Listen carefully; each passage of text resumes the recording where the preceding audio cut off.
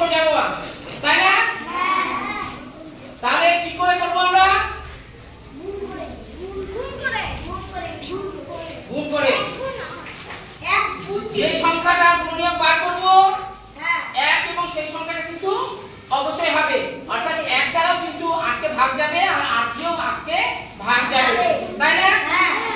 তাহলে 1 গুণ 8, 2 দিয়ে 8 কে ভাগ যাবে, 2 গুণ 4, 3 দিয়ে না, 4 দিয়ে 4 দিতে পেরেছি না, 5 দিয়ে না, 6 দিয়ে না, 7 দিয়ে না, 8 দিয়ে না, 8 আমি লিখে পেরেছি, তাই না? 9 দিয়ে যাবে না, 10 না, বেশি হয়ে যায়। 8 এর উপরে যখন সংখ্যা চলে যাবে সেই সংখ্যা দ্বারা কিন্তু কখনো 8 কে ভাগ যাবে না।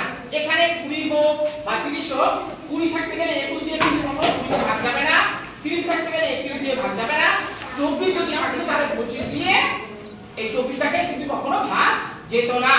বোঝা গেছে? অর্থাৎ বড় সংখ্যা দিয়ে ছোট সংখ্যা কিন্তু কখনো ভাগ যায় না। বোঝা গেল? তাহলে এবার লিখতে পারি 8 এর গুণনীয়ক গুলি হলো